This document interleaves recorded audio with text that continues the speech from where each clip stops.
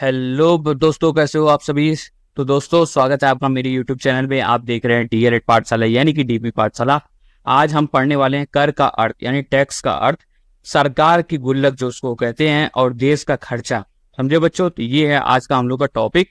तो बच्चों, स्वागत है आपका मेरे यूट्यूब चैनल में। आप देख रहे हैं डीएलएड पाठशाला। दोस्तों, हम पढ़ाते हैं डीएलएड पीटीसी के सभी विषय बिल्कुल ही मुफ्त में, हर सेमेस्टर पढ़ाते हैं बिल्कुल ही आसान भाषा में। चाहे आप हिंदी मीडियम के हो या फिर इंग्लिश मीडियम के, उससे फर्क नहीं पड़ता बच्चों, क्योंकि हम आपको पढ़ाते हैं इंग्लिश और हिंदी दोनों ही भाषाओं में, ताकि आपको हर टॉपिक्स अच्छे से समझ में आ सके। अगर आप ढूंढ रहे हो कि डीएलएड के सभी विषयों के सटीक, सरल और पूरी तरीके से नोट्स आधारित वीडियोस, तो आप बिल्कुल सही चैनल पे आ गए हो। चैनल को सब्सक्राइब कर दें, वीडियो को लाइक कर दें, बेल आइकन दबाना ना भूलें, और हमारे टेलीग्राम चैनल डीएलएड_ पाठशाला को ज्वाइन कर लें बच्चों। तो बच्चों, आज हम लोग पढ़ने वाले हैं कर का अर्थ, ठीक है, कर के बारे में। ठीक है, तो दोस्तों पहले हम लोग रिवीजन कर लेते हैं कि लास्ट क्लास में हमने क्या पढ़ा था, उसके बाद आज की क्लास हम लोग कंटिन्यू करेंगे। ठीक है, तो लास्ट क्लास हम लोग पहले चले जाते हैं, जल्दी से उसको कवर करते हैं, उसके बाद आगे की क्लासेस हम कवर करेंगे। तो पहले हमने कल पढ़ा था जुडिशरी के बारे में। ठीक है, पेन उठाते हैं यहाँ से, यानी न्यायपालिका के बारे में। तो सरकार का महत्वपूर्ण अंग होता है अपराधियों को दंड देना। ठीक है, इसका ढांचा कैसे होता है, उच्चतम न्यायालय यानी केंद्र वाला, फिर आता है उच्च न्यायालय यानी राज्य हाई कोर्ट, फिर आता है जनपदीय न्यायालय, उसके सबसे छोटा जो जिला वाला डिस्ट्रिक्ट कोर्ट होता है। ठीक है, जनपदीय न्यायालय जो होता है उसमें सत्र न्यायालय फौजीदारी, ठीक है, जो आपका होता है, और फिर दीवानी न्यायालय यानी सिविल वाला, ठीक है, क्रिमिनल और सिविल। उच्चतम न्यायालय यानी सुप्रीम कोर्ट नई दिल्ली में है, देश का सर्वोच्च न्यायालय है ये। तो बच्चों, उसके आगे एक मुख्य न्यायाधीश होता है और अन्य न्यायाधीश होते हैं। एक मुख्य न्यायाधीश होता है, चीफ जस्टिस होता है, और बाकी सब जस्टिस वाले होते हैं, राष्ट्रपति द्वारा नियुक्त किए जाते हैं। ठीक है, संविधान का अभिभावक होता है, रक्षा करता है, और अधिकार कौन कौन से होते हैं, प्रारंभिक, अपीलीय यानी अंतिम न्यायालय होता है, और मूल अधिकारों का संरक्षण करता है, अभिलेख न्यायालय भी है यानी रिकॉर्ड रखता है। योग्यता, भारत का नागरिक होना चाहिए, 5 साल तक हाई कोर्ट का जज होना चाहिए, 10 साल तक या फिर 10 साल तक हाई कोर्ट का वकील होना चाहिए, या फिर राष्ट्रपति की नजर में कानून का ज्ञाता हो, 65 साल से कम उम्र हो। ठीक है, कार्यकाल जो है वो उसका 65 वर्ष तक होता है। ठीक है, सुप्रीम कोर्ट के जज का। फिर हम देखते हैं उच्च न्यायालय यानी हाई कोर्ट। तो हाई कोर्ट में आपका राज्य को सर्वोच्च अदालत होती है। ठीक है, राज्य की क्या होती है, सर्वोच्च अदालत। ठीक है, उत्तर प्रदेश का हाई कोर्ट कहाँ, इलाहाबाद में है, शाखा क्या है, लखनऊ में भी है। ठीक है, इसकी शाखा। ठीक है बेटो, इतना समझ में आया। आगे चलते हैं, संगठन देखते हैं। ठीक है, तो एक मुख्य न्यायाधीश और अन्य न्यायाधीश होते हैं। ठीक है, योग्यता क्या होती है, भारत का नागरिक होना चाहिए, 62 वर्ष से अधिक ना हो, और 10 साल तक किसी कोर्ट में न्यायाधीश हो, जज हो, या फिर 10 साल हाईकोर्ट का वकील हो। ठीक है, नियुक्ति कौन करता है, राष्ट्रपति द्वारा। कार्यकाल 62 वर्ष तक होता है। शक्तियां कौन कौन सी होती है, प्रारंभिक, अपीलीय, न्यायिक, पुनरीक्षण, प्रबंधन और अभिलेख न्यायालय। ठीक है, जनपद स्तरीय यानी डिस्ट्रिक्ट न्यायालय में हमने देखा, डिस्ट्रिक्ट लेवल में मुंसिफ का न्यायालय होता है यानी दीवानी, फिर आता है जुडिशियल मजिस्ट्रेट यानी फौजदारी वाला, और फिर आता है सिविल जज यानी बड़ी दीवानी। ठीक है, अब हम उसके बाद हमने पढ़ा लोक अदालत के बारे में। ठीक है, तो लोक अदालत में हमने क्या पढ़ा, मुकदमों को शांतिपूर्ण समझौता से सुलझाने के लिए होता है। ठीक है, और जैसे वाहन दुर्घटना हो गया, फौजीदारी का मामला हो गया, छोटा मोटा बैंक हो गया, पेंशन, विवाह, बिजली, उपभोक्ता, गृह कर मामले सुलझाए जाते हैं इसमें। ठीक है, जनहित याचिका के बारे में हमने पढ़ा, पीआईएल के बारे में। ठीक है, पीआईएल के बारे में हमने पढ़ा। तो पीआईएल क्या, सार्वजनिक हित के रक्षा के लिए ये मुकदमा होता है।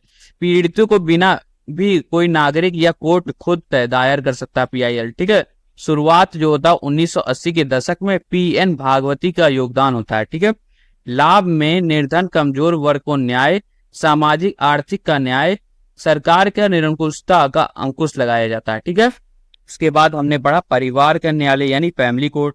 तो फैमिली में जो झगड़ा है उसको सुलझाने के लिए, और फैमिली टूटे ना, तो परिवार से जुड़े मामले जैसे तलाक आदि का निपटारा होता है। ठीक, महत्वपूर्ण तथ्य हमने पढ़े कि राज्यसभा संसद का उच्च सदन है। ठीक है, और उच्चतम न्यायालय के न्यायाधीश को महाभियोग द्वारा हटाने की शक्ति संसद को प्राप्त है। ठीक है, ये था हम लोग की लास्ट की क्लास बच्चों। आशा करता हूँ आपको समझ में आया होगा बच्चों। आज की क्लास स्टार्ट करते हैं। ठीक है, तो कर का अर्थ पढ़ेंगे, सरकार का गुल्लक और देश का खर्चा के बारे में। ठीक है, तो दोस्तों, क्या आपने कभी सोचा है कि आपके घर में मम्मी पापा को सारे खर्च चलाने के लिए पैसे कहाँ से मिलते हैं, यहाँ यह सरकार के पास कहाँ से आता है। इतना पैसा कि वह सड़कें बना दे, स्कूल खोल दे, या हमें सुरक्षित रखने के लिए सेना पर खर्चा करे, तो ये सब पैसा कहाँ से आता है? क्या कोई जादुई पेड़ है जहाँ पैसे उगते हैं? जी नहीं बच्चों, ये कोई जादू नहीं है। ये हमारे देश की अर्थव्यवस्था का इंजन है और सरकार का सबसे बड़ा गुल्लक है, जिसे हम कहते हैं कर यानी टैक्स बच्चों। तो मैं हूं आपका दोस्त, आपका होस्ट डीएलएड पाठशाला यानी डीपी पाठशाला से। आज हम इन टैक्स के नाम की चीज को इतने मजेदार तरीके से समझेंगे कि आप कहेंगे अरे वाह, टैक्स देना इतना इंटरेस्टिंग भी हो सकता है। तो अपनी कुर्सी वगैरह मान लीजिए, अपनी बुक वगैरह निकाल लीजिए, कॉपी पेन, ठीक है, क्योंकि ये क्लास आपकी अर्थशास्त्र की एक super duper entertaining money management class होने वाली है बच्चों, ठीक है। हर क्लास का हम नाम दे देते हैं, तो आज की क्लास आपकी मनी मैनेजमेंट हो गया, ठीक है। तो कर क्या है, पहला पढ़ते हैं कर क्या है। सरकार का अनिवार्य भुगतान जो होता है। तो दोस्तों सबसे पहले हम समझते हैं कि कर आखिर है क्या। तो क्या आपने कभी सोचा है कि सरकार के पास देश चलाने के लिए पैसा कहाँ से आता है? सरकार हमसे कुछ पैसा लेती है, जिन्हें हम कर यानी टैक्स कहते हैं, ठीक है। पेन अगर नहीं समझ में आ रहा तो कोई और पेन ले लेते हैं आपके लिए, ठीक है, और बोर्ड ले लेते हैं ना, यही पिछली वाला ही ले लेते हैं, चलो ये सही है, इसी पे आ जाते हैं, ठीक है, पिछले वाले पे, ठीक है। तो उसको हम क्या कहते हैं? टैक्स कहते हैं बच्चों। आगे देखते हैं हम लोग। तो कर एक अनिवार्य भुगतान यानी कंपलसरी पेमेंट होता है, ठीक है। इसका मतलब है कि यह पैसे हमारी सरकार को देना ही होता है, हम मना नहीं कर सकते हैं इसके बारे में, ठीक है। सरकार यह जो पैसा है उसे सार्वजनिक हित के कार्य यानी पब्लिक वेलफेयर वर्क पर खर्ची करती है। जैसे सड़कें बनाना हो गया, स्कूल अस्पताल बनाना हो गया, सेना पर खर्चा करना हो, और बहुत सारे दूसरे काम हो गए, ठीक है।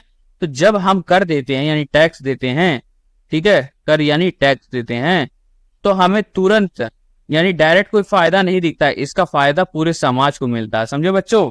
समझ में आया? देखो, कर आपका एक अनिवार्य भुगतान यानी कंपलसरी पेमेंट है।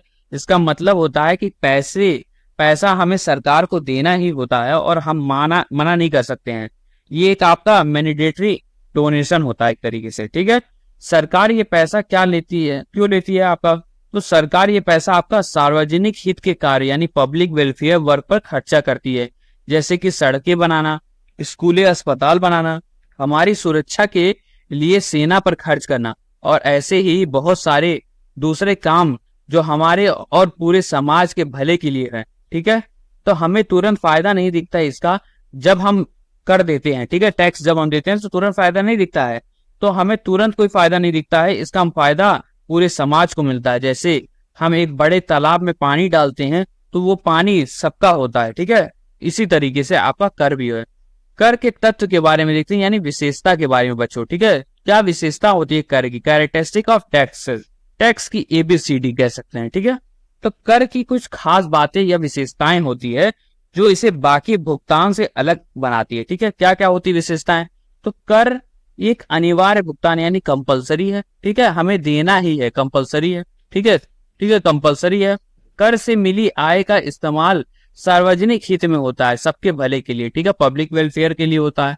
करदाता का कोई प्रत्यक्ष लाभ नहीं मिलता है, ठीक है। करदाता है तो उसको कोई प्रत्यक्ष यानी डायरेक्ट है, हमें तुरंत कोई चीज नहीं मिलती, फायदा पूरे समाज को मिलता है, ठीक है। तो यही आपका क्या था? यही आपका विशेषता यानी कैरेक्टरिस्टिक था। कर एक आपका अनिवार्य भुगतान है, हमें देना ही है, कोई चॉइस नहीं है, ठीक है। इसके कर से मिली आय का इस्तेमाल सार्वजनिक हित में होता है। ये पैसे किसी एक व्यक्ति के जेब में नहीं जाता, बल्कि सबके भले के लिए इस्तेमाल होता है। लेकिन आजकल नेता लोग को जानते ही हैं, ठीक है। करदाता का कोई प्रत्यक्ष लाभ नहीं मिलता, हम तुरंत कोई चीज या सेवा नहीं मिलती हमें, इसका फायदा पूरे समाज को एक साथ मिलता है, ठीक है। इतना समझ में आया बच्चों? आगे बढ़ते हैं, पढ़ते हैं करों का वर्गीकरण। क्या वर्गीकरण है कर का यानी क्लासिफिकेशन ऑफ टैक्सेस के बारे में, ठीक है। तो कर जो है आपका दो मुख्य प्रकार के होते हैं। कितने प्रकार के? दो मुख्य प्रकार के आपके टैक्स होते हैं। वो से पहले आता प्रत्यक्ष कर यानी डायरेक्ट टैक्स, और फिर आता अप्रत्यक्ष कर यानी इनडायरेक्ट टैक्स, ठीक है। जैसे एक सिक्के के दो पहलू होते हैं, वैसे टैक्स भी आपके दो तरीके के होते हैं, डायरेक्ट टैक्स और इनडायरेक्ट टैक्स। चलिए एक एक करके इन्हें हम समझते हैं, ठीक है। प्रत्यक्ष कर यानी डायरेक्ट टैक्स क्या होता है, ठीक है। तो सबसे पहले बात करते हैं प्रत्यक्ष यानी डायरेक्ट। प्रत्यक्ष कर यानी डायरेक्ट वे कर होते हैं जिन्हें वही व्यक्ति देता है जिस पर वे लगाए जाते हैं, यानी जिसका टैक्स है वही भरेगा, किसी और पर उसका भार नहीं डाला जा सकता, ठीक है। जैसे उदाहरण, उदाहरण आपका आयकर हो गया, जैसे इनकम टैक्स हो गया, या हमारी कमाई यानी आय पर लगता है। अगर तुम बड़े होकर नौकरी करोगे और पैसे कमाओगे तो तुम्हें भी आयकर देना पड़ सकता है। उसी हिसाब से आपका निगम कर यानी कॉर्पोरेशन टैक्स होता है, तो यह कंपनियों की कमाई पर लगता है। ठीक है। धन कर यानी वेल्थ टैक्स, या हमारी संपत्ति जैसे बहुत ज्यादा पैसा हो या फिर जमीन हो तो उस पर भी टैक्स लगता है। अब इसे खत्म कर दिया गया है। ठीक है। फिर आता है आपका भू राजस्व यानी लैंड रेवेन्यू, तो यह जमीन पर लगने वाला टैक्स है। इन करों से सरकार को मिलने वाला पैसा ज्यादातर निश्चित यानी सर्टेन होता है, क्योंकि यह लोगों की आय या संपत्ति से जुड़ा होता है। ठीक है। तो ये आपका क्या हो गया, ये सब आपका प्रत्यक्ष कर हो गया यानी डायरेक्ट टैक्स हो गया। समझे बच्चों, समझ में आया? तो डायरेक्ट टैक्स आपका वो टैक्स होता है जिन्हें वही व्यक्ति देता है जिस पर वे लगाए जाते हैं, यानी जिसका टैक्स है वही भरेगा, किसी और पर उसका भार नहीं डाला जा सकता। ये 1 to 1 टैक्स होता है। ठीक है। उदाहरण क्या होता है आपका, जैसे आयकर टैक्स हो गया, यह हमारी कमाई यानी आय पर लगता है। अगर तुम बड़े होकर के नौकरी करोगे तो खूब पैसा कमाओगे तो तुम्हें आयकर देना पड़ेगा। ठीक है, टैक्स देना पड़ेगा। निगम कर कॉर्पोरेशन टैक्स, ये बड़ी बड़ी कंपनियों की कमाई पर लगता है। ठीक है। धन कर यानी वेल्थ टैक्स, ये हमारी संपत्ति जैसे बहुत ज्यादा पैसा या जमीन पर लगता था, लेकिन अब इसे खत्म कर दिया गया है। अब ये वाला टैक्स नहीं लगता बच्चों। ठीक है। फिर हमने पढ़ा भू राजस्व यानी लैंड रेवेन्यू, ये जमीन पर लगने वाला टैक्स है। इन करों से सरकार को मिलने वाला जो पैसा है वो ज्यादातर निश्चित होता है यानी फिक्स्ड होता है, क्योंकि ये सीधे लोगों की आय या संपत्ति से जुड़ा होता है। समझे बच्चों? इतना समझ में आया कि नहीं? तो बच्चों समझ में आया आपका लैंड भू राजस्व यानी लैंड रेवेन्यू, ये जमीन पर लगने वाला आपका टैक्स हो गया। ठीक है। अब आते हैं हम लोग, तो इन करों से सरकार को मिलने वाला जो पैसा होता है वो ज्यादातर निश्चित होता है, और क्योंकि सीधे लोगों की आय या संपत्ति से जुड़ा होता है। ठीक है। अब हम पढ़ते हैं प्रत्यक्ष कर के गुण यानी मेरिट्स। क्या गुण होते हैं इसके प्रत्यक्ष कर के? ठीक है। तो पहला आता है मित व्ययी।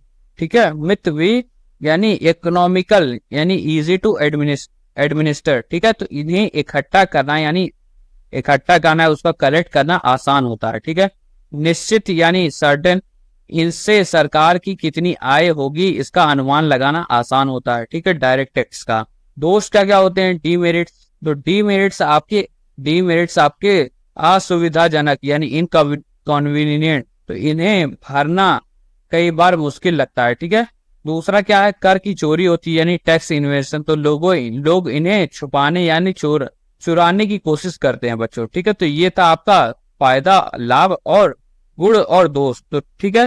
तो पहला गुण क्या था आपका? मितव्ययी यानी इकोनॉमिकल होता है, तो इन्हें इकट्ठा करना आपका आसान होता है। निश्चित यानी सर्टेन होता है, इन्हें सरकार को कितनी आय होगी इसका अंदाजा लगाना आसान हो जाता है। ठीक है। दोष क्या क्या होते हैं कि असुविधाजनक होता है यानी इनकन्वीनियंट होता है, तो इन्हें भरना कई बार मुश्किल लगता है, खासकर जब हिसाब किताब करना पड़े। ठीक है। कर की चोरी यानी टैक्स इन्वेजन, तो लोग इन्हें छुपाने यानी चुराने की कोशिश करते सकते हैं ताकि टैक्स कम देना पड़े। ठीक है। ये आपके प्रत्यक्ष के दोष हो गए। अब आते हैं हम लोग अप्रत्यक्ष कर यानी इनडायरेक्ट टैक्स के बारे में। ठीक है। तो अप्रत्यक्ष कर यानी परोक्ष कर यानी इनडायरेक्ट टैक्स के बारे में हम बात करेंगे बच्चों। ठीक है। देखो, अप्रत्यक्ष कर यानी फिर इनडायरेक्ट टैक्स जो छुपा रुस्तम होता है। ठीक है। तो छुपा रुस्तम यानी इनडायरेक्ट टैक्स के बारे में बात करते हैं बच्चों। देखिए, अप्रत्यक्ष कर यानी इनडायरेक्ट टैक्स वे कर हैं जिनका बोझ यानी बर्डन एक व्यक्ति पर पड़ता है, लेकिन वह इसका भार किसी दूसरे पर टाल देता है। ठीक है। तो एक व्यक्ति पे पड़ता है उसका बोझ, लेकिन फिर वो व्यक्ति दूसरे पे डाल देता है। ठीक है। तो जैसे जब कोई चॉकलेट खरीदते हो, जब आप कोई चॉकलेट वगैरह बिस्किट खरीद लिए, चॉकलेट खरीद लिए, साबुन खरीद लिए, ठीक है, तो उस पर जो टैक्स लगता है वह दुकानदार सरकार को देता है। कौन देता है? दुकानदार जो है वो सरकार को देता है, लेकिन वह टैक्स कीमत तुमसे भी ले लेता है। ठीक है। तो अब दुकानदार क्या होगा? सरकार को तो टैक्स देगा, लेकिन तुमसे उसकी कीमत ले लेगा। ठीक है। यानी टैक्स देने की जिम्मेदारी दुकानदार की थी, लेकिन भार तुम पर पड़ गया। ठीक है। इससे सरकार को मिलने वाला पैसा अक्सर अनिश्चित यानी अनसर्टेन होता है। ठीक है। उदाहरण, केंद्रीय उत्पाद शुल्क यानी सेंट्रल एक्साइज ड्यूटी जो होता है, यह भारत में बनी चीजों पर लगता है। ठीक है। केंद्रीय उत्पाद शुल्क, ठीक है, क्योंकि उत्पाद हो रहा है यानी सेंट्रल में भारत में आपका उत्पाद हो रहा है, तो भारत में बनी चीजों पर लगता है। ठीक है। सीमा शुल्क यानी कस्टम्स ड्यूटी, ये क्या होता है, यह दूसरे देश से आने वाली और या फिर दूसरे देश में जाने वाली चीजों पर लगता है। ठीक है, तो आप अगर चाइना वगैरह से, दुबई वगैरह से, सऊदी हो गया, अमेरिका वगैरह हो गया, वहां से आप कोई सामान मंगाते हो, गिफ्ट वगैरह कोई भी तरीके से, तो उस पर कस्टम ड्यूटी लगता है, टैक्स लगता है। ठीक है, जिसको सीमा शुल्क कहते हैं बच्चों। व्यापार कर यानी सेल्स टैक्स, वैट हो गया, जीएसटी अब ठीक है।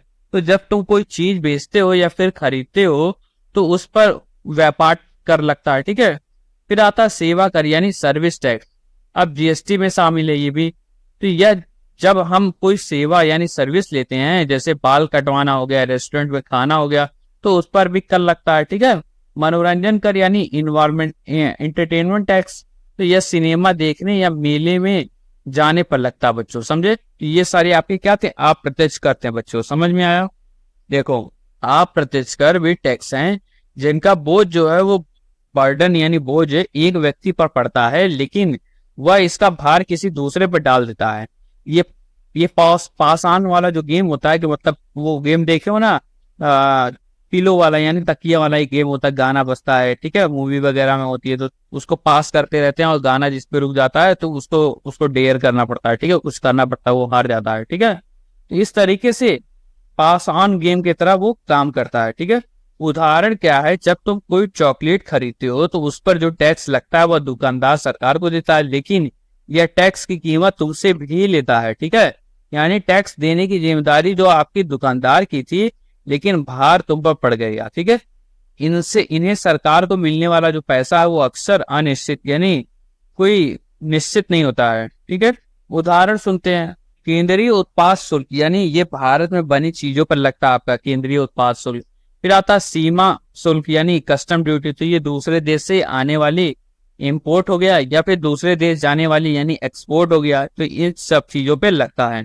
व्यापार कर यानी सेल्स टैक्स या वैट जिसको कहते हैं, ठीक है, वैट कहते हैं, तो ये अब जीएसटी में शामिल हो गया है। जब तुम कोई चीज बेचते या खरीदते हो तो उस पर भी टैक्स लगता है। ठीक है, मनोरंजन कर, सेवा कर यानी सर्विस टैक्स, तो ये भी आपका जीएसटी में शामिल हो गया है।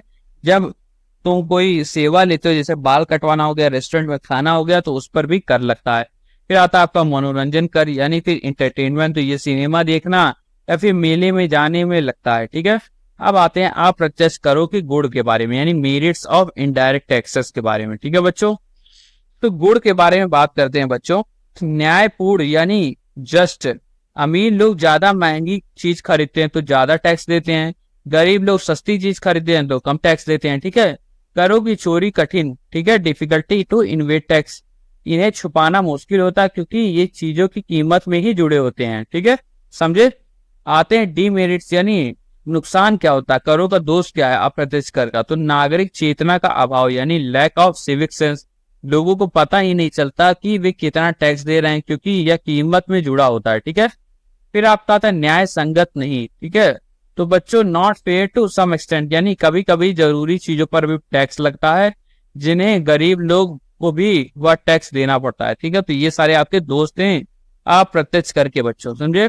देखो फिर से हम बता देते हैं कि अप्रत्यक्ष कर जो है उसका न्यायपूर्ण यानी जस्ट, अमीर लोग ज्यादा महंगी चीज खरीदते हैं जो ज्यादा टैक्स देते हैं, गरीब लोग सस्ती चीज खरीदते हैं जिसपे कम टैक्स लगता है। ठीक है, करों की चोरी कठिन हो गई। ठीक है, तो इसे छुपाना मुश्किल होता है क्योंकि ये चीजों की कीमत में जुड़े होते हैं, आप खरीदेंगे तो ही टैक्स आपको देना होगा। ठीक है, डीमेरिट्स के बारे में बात करते हैं। ठीक है, यानी दोष के बारे में, तो नागरिक चेतना का अभाव यानी लैक ऑफ सिविक सेंस, तो लोगों को पता ही नहीं चलता कि वह कितना टैक्स दे रहे हैं क्योंकि यह कीमत में किसी भी चीज की कीमत में जुड़ा होता है। ठीक है, न्याय संगत नहीं यानी not fair to some extent, तो कभी कभी जरूरी चीजों पर भी टैक्स लगता है जिससे गरीब लोग को भी वह टैक्स देना पड़ता है, जैसे कि नमक का टैक्स हो गया। ठीक है, तो समझ में आया ना बच्चों आप लोगों के अप्रत्यक्ष कर के फायदे क्या होते हैं, लाभ क्या होता है, और अप्रत्यक्ष कर के दोष क्या होते हैं। नहीं समझ में आया तो एक बार हम फिर से आपको बता देते हैं। देखिए, गुण जो है वो अप्रत्यक्ष करों का गुण ये है कि वो न्यायपूर्ण यानी अमीर लोग ज्यादा महंगी चीज खरीदते हैं तो ज्यादा टैक्स देते हैं, गरीब लोग सस्ती चीज खरीदते हैं तो कम टैक्स देते हैं। ठीक है, करों की चोरी कठिन, डिफिकल्ट टू इन्वेट टैक्स, तो इन्हें छुपाना मुश्किल होता था। ठीक है, क्योंकि ये चीजों की कीमत में ही जुड़ा रहता था, तो आपको देना ही देना है किसी भी हाल में। अगर आपको सामान खरीदेंगे तो अपने आप को टैक्स हो जाएगा, है कि नहीं? आप खरीदेंगे तो टैक्स देना ही पड़ेगा। दोस्त क्या होते थे कि नागरिक चेतना का अभाव यानी लैक ऑफ सिविक सेंस, लोगों को पता ही नहीं चलता था कि कितना टैक्स दे रहे हैं, क्योंकि यह कीमत में जुड़ा था, ठीक है, अलग से बताया नहीं जाता था। न्याय संगत नहीं, यानी कभी कभी जरूरी चीजों पर भी टैक्स लगता है, जिसे गरीब लोग को भी टैक्स देना पड़ता है, जैसे नमक का टैक्स, ठीक है। अब नमक का टैक्स हो गया, इस तरीके से कितने सारे पे जीएसटी वगैरह लगती है, जो चीज नहीं लगनी चाहिए, उससे गरीबों को और ज्यादा खर्चा होता है, ठीक है। समझ में आया बच्चों इतना? अब हम पढ़ते हैं राजस्व का अर्थ, यानी राजस्व का अर्थ क्या है? मीनिंग ऑफ रेवेन्यू, सरकार का सारा पैसा राजस्व, ठीक है। तो दोस्तों राजस्व यानी रेवेन्यू का मतलब होता है सरकार द्वारा इकट्ठा किया गया सारा पैसा, ठीक है, सरकार द्वारा इकट्ठा किया गया सारा पैसा। इससे सरकार द्वारा वसूले गए सभी प्रकार के कर यानी टैक्सेस और शुल्क यानी फीस शामिल होते हैं, ठीक है। तो इसमें क्या होता है? सभी प्रकार के टैक्स होते हैं और फी होता है, ठीक है।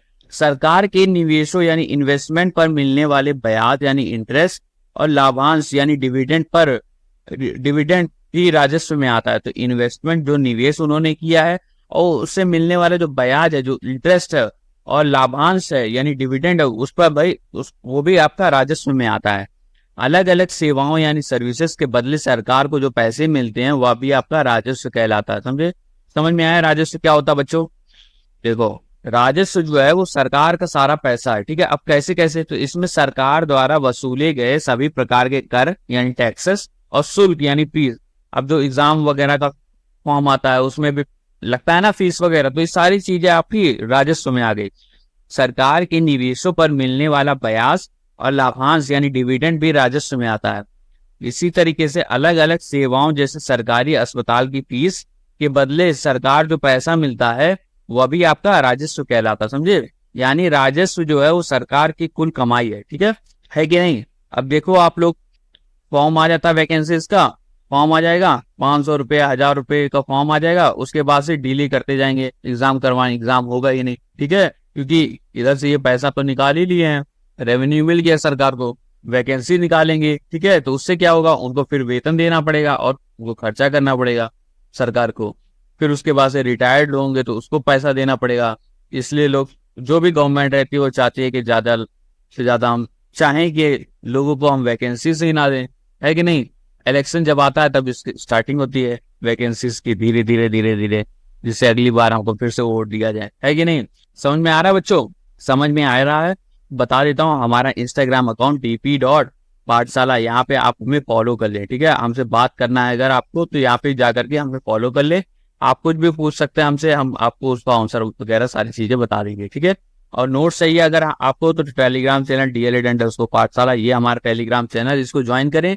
यहाँ पे आपको सभी प्रकार के नोट्स PDF सब मिल जाएगा। अगर आप बोलेंगे कि आपको हैंड रिटन नोट्स चाहिए, हाथ से लिखा हुआ, जिससे हम प्रिंट करवा सकें, ठीक है, व्हाइट पेपर वाला, तो आप हमें बताइए, और इंस्टाग्राम पे बताइए या कमेंट में बताइए या फिर टेलीग्राम पे बताइए, हम उस तरीके का आपको नोट्स प्रोवाइड करेंगे, ठीक है, बहुत ही सुंदर तरीके से। और बता रहा हूँ, इससे बेस्ट नोट्स कहीं आपको नहीं मिलेगा, किसी भी कोई भी टीचर आपको बेस्ट इससे अच्छा नोट्स नहीं देगा, ठीक है।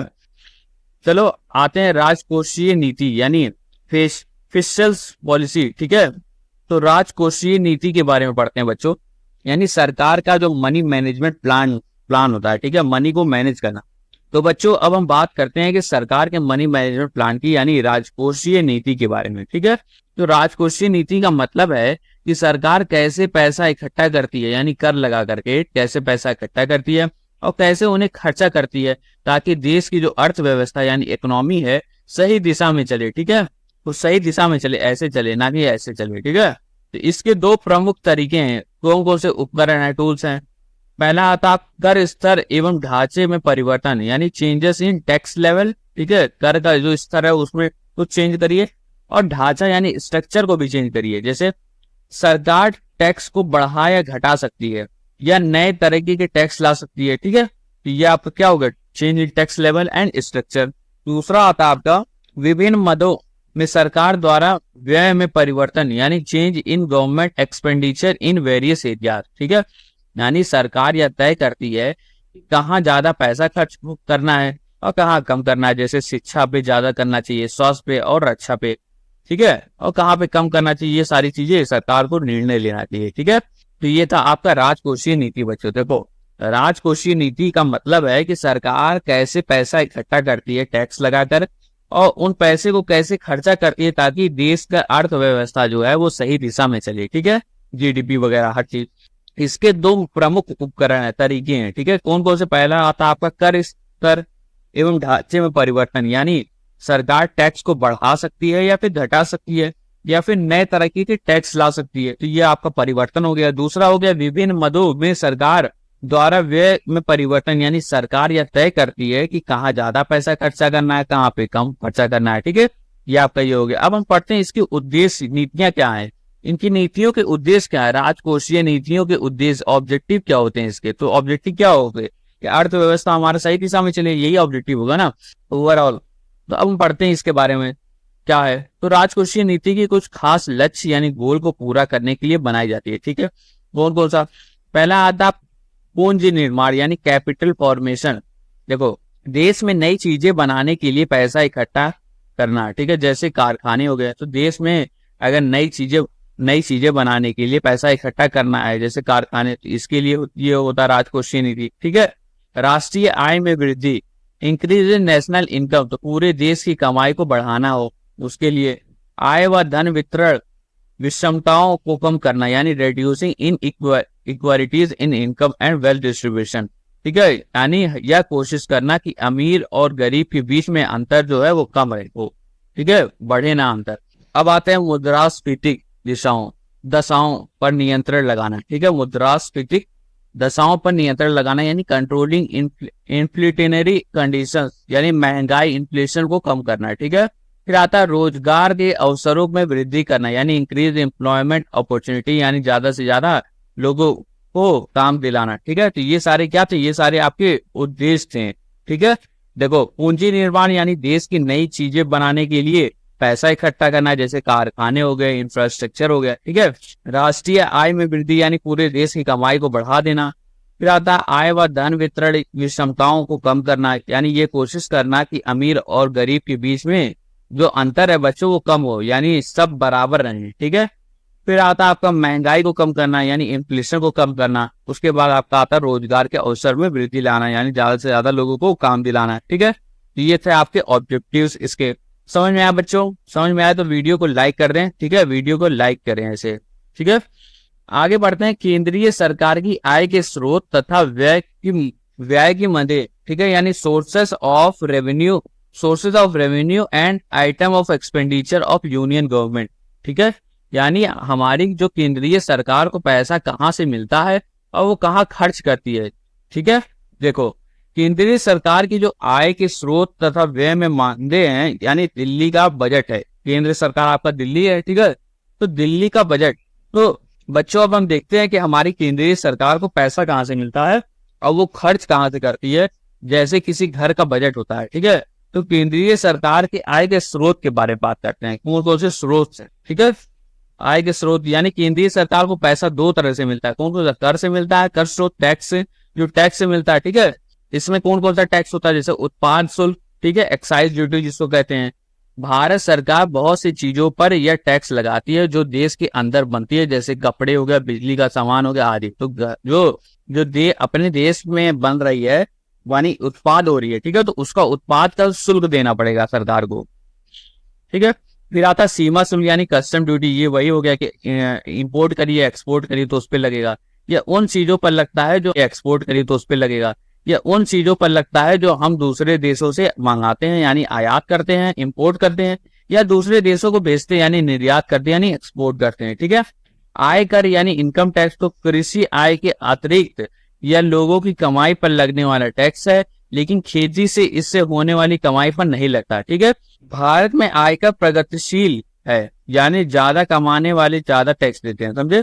फिर आता है निगम कर यानी कॉर्पोरेशन टैक्स, या भारत की और दूसरे देशों की कंपनियों की सालाना कमाई पर लगता है। ठीक है, तो ये सारे आपके करते हैं। और आपके धन कर, वेल्थ टैक्स हो गया जो अब नहीं लगता है। सेवा कर यानी सर्विस टैक्स एवं अन्य कर जो सेवा कर अब जीएसटी में शामिल, जैसे रेस्टोरेंट वगैरह में आप बैठ करके खाते हैं तो सर्विस टैक्स लगता है ना, तो उसी तरीके से ये सब आपके क्या हो गए, ये सब आपके कर के स्रोत हो गए। ठीक है, यानी टैक्स सोर्सेस हो गए, ये सब क्या हो गए, ये सब आपके टैक्स सोर्सेस हो गए। ठीक है, अब आते हैं non tax sources. Non tax sources यानी गैर कर स्रोत क्या होते हैं आपके रेवेन्यू कमाने के सरकार को। तो जो टैक्स के अलावा मिलते हैं, जैसे करेंसी तथा तत्काल टकसाल। ठीक है, एक सेकेंड। ठीक है, करेंसी तथा टकसाल यानी मिंट, करेंसी एंड मिंट। तो देखो, भारत के रिजर्व बैंक ऑफ इंडिया को नोट छापने और सिक्के बनाने का पूरा अधिकार है।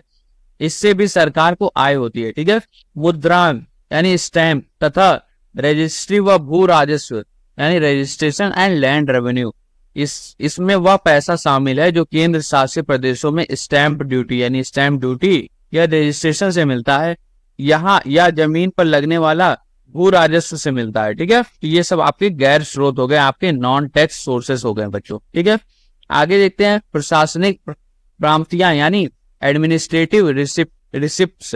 ये क्या होता है, केंद्रीय सरकार हर साल चिकित्सा यानी मेडिकल, स्वास्थ्य यानी हेल्थ और शिक्षा यानी एजुकेशन जैसे बहुत सी सामाजिक सेवा देती है, जिनसे भी उसे कुछ पैसा मिलता है। ठीक है, इसके आगे आपका सरकारी उपक्रमों से प्राप्त आय यानी इनकम फ्रॉम गवर्नमेंट अंडरटेकिंग, यानी भारत सरकार द्वारा चलाए जाने वाले व्यवसाय यानी बिजनेस से जो लाभ यानी प्रॉफिट मिलता है वह भी आय में आता है, जैसे रेलवे हो गया, सरकारी कंपनियां हो गई। ठीक है, फिर आता है ऋण पर ब्याज प्राप्ति यानी इंटरेस्ट रिसिप्ट ऑन लोन। ठीक है, तो केंद्रीय सरकार ने राज्य सरकारों और दूसरी संस्थाओं को बहुत सारा पैसा उधार यानी ऋण यानी लोन दे रखा है। ठीक है, तो केंद्र सरकार राज्य को लोन देती है, इस पर मिलने वाला ब्याज भी सरकार की आय में आता है। समझ में आया? समझ में आया बच्चों के नहीं? देखो, अब फिर से हम आपको बता देते हैं कि कर टैक्स जो है आपका, ये आपका उत्पाद शुल्क, ये टैक्स जो मिलता है, टैक्स से मिलता है। जैसे आपका उत्पाद शुल्क हो गया यानी एक्साइज ड्यूटी, तो ये आपको चीजों पर लगता है जो देश के अंदर बनती है, जैसे आपके कपड़े हो गए, बिजली का सामान वगैरह हो गया। ठीक है, फिर आपका आता है सीमा शुल्क यानी कस्टम ड्यूटी। आप नेपाल वगैरह जाएंगे या कहीं और जाएंगे, वहां से सामान लाते हैं, आपको कस्टम ड्यूटी देना पड़ता है। ठीक है, तो ये उन चीजों पर लगता है जो हमारे देशों से मंगाते हैं यानी इम्पोर्ट, या भेजते हैं यानी एक्सपोर्ट करते हैं। इसी तरीके से आयकर टैक्स यानी इनकम टैक्स, ये लोगों की कमाई पर लगने वाला टैक्स है, खेती से होने वाली कमाई पर नहीं लगता, याद रखिएगा। भारत में आयकर प्रगतिशील है यानी ज्यादा कमाने वाला ज्यादा टैक्स देता है। ठीक है, निगम कर यानी कॉर्पोरेशन टैक्स, तो ये कंपनियों की कमाई पर लगता है। पहले धन कर और सेवा कर भी थे, अब जीएसटी में भी शामिल हो गया इसमें। ठीक है, इसके आगे हम देखते हैं आपके गैर कर स्रोत यानी नॉन टैक्स सोर्स है। तो जो टैक्स के अलावा जैसे आपकी करेंसी तथा टकसाल, यानी देखो भारत के जो रिजर्व बैंक को नोट छापने और सिक्के बनाने की पूरा अधिकार है, इससे भी आपकी सरकार की आय होती है। मुद्रांक यानी स्टैम्प ये तथा रजिस्ट्री व भू राजस्व, तो केंद्रीय शासित प्रदेशों से मिलने वाला पैसा। ठीक है, प्रशासनिक प्राप्तियां यानी सरकार द्वारा दी जाने वाली सेवाएं, जैसे चिकित्सा हो गया, स्वास्थ्य, शिक्षा से मिलने वाले पैसे। ठीक है, फिर आता है सरकारी उपकरणों से प्राप्त आय यानी सरकारी कंपनियां जैसे रेलवे हो गई, इन सभी से होने वाला जो लाभ होता है।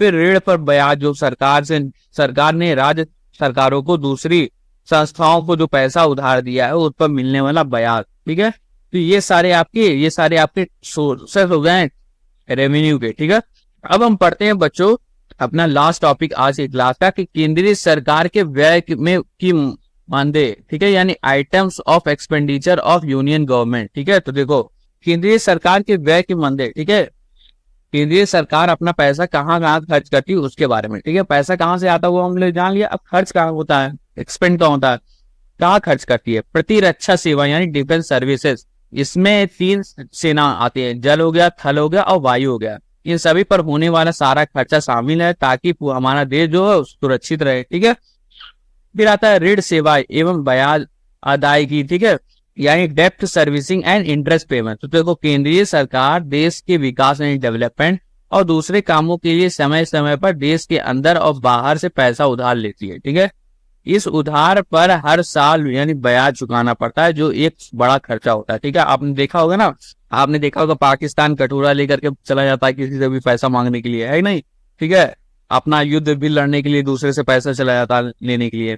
तो उसी तरीके से सरकार जो होती है वो किसी से बाहर से अगर लेना तो बाहर से ले लेती है, अंदर से लेना तो अंदर से ले लेती है, और फिर उसको ब्याज चुकाना पड़ता है, ठीक है, तो एक बड़ा खर्चा बढ़ जाता है, ठीक है। नागरिक प्रशासन यानी सिविल एडमिनिस्ट्रेशन, तो केंद्रीय सरकार अपने प्रशासनिक कामों के लिए कई विभाग यानी कई डिपार्टमेंट चलाती है, जैसे सामान्य प्रशासन यानी जनरल एडमिनिस्ट्रेशन, न्याय प्रशासन यानी जुडिशियल एडमिनिस्ट्रेशन, जेल, पुलिस, विदेश विभाग यानी फॉरेन अफेयर आदि, इन सब पर भी खर्चा होता है, ठीक है, तो इन सब पे भी खर्चा होता है, यहाँ भी स्पेंड करते हैं।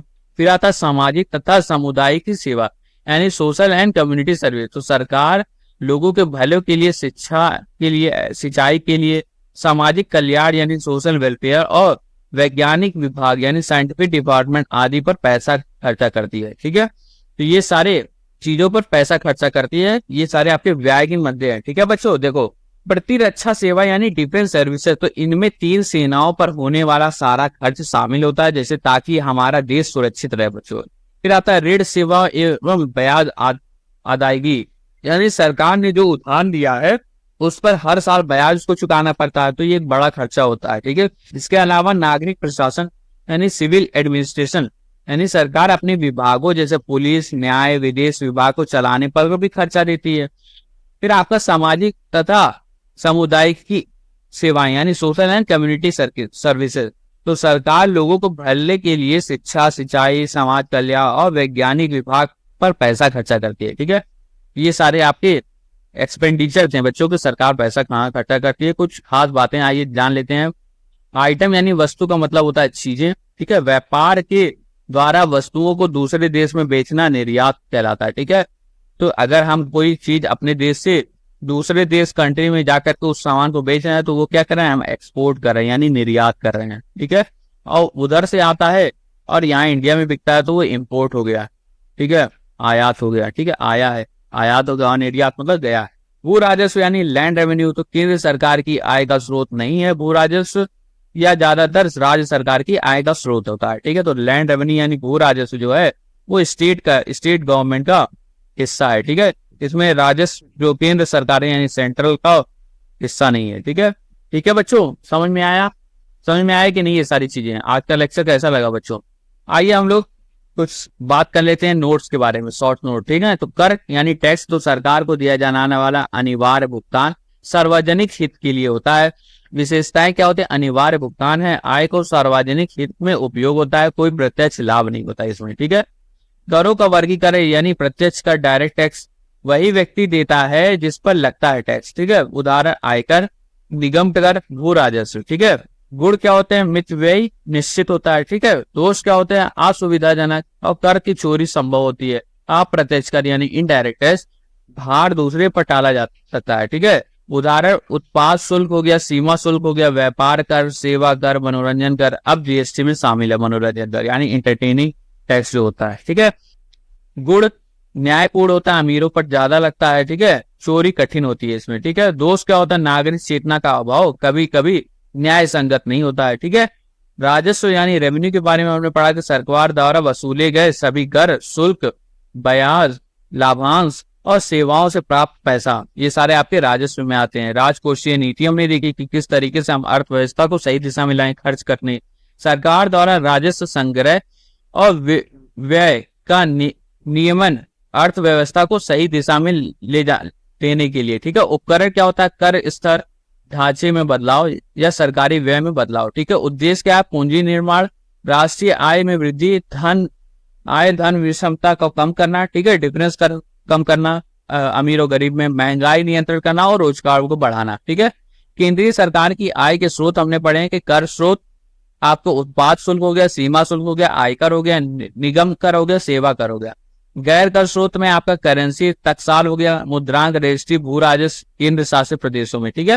प्रशासनिक प्राप्तियां यानी सरकार उपक्रमों से आय यानी ऋण या फिर ऋण पर ब्याज जो आपको मिलता है, ठीक है। केंद्रीय सरकार के व्यय की मानदेय क्या आती है? प्रतिरक्षा सेवा, ऋण सेवा एवं ब्याज अदायगी, नागरिक प्रशासन और सामाजिक तथा सामुदायिक सेवा यानी शिक्षा, स्वास्थ्य आदि, ठीक है।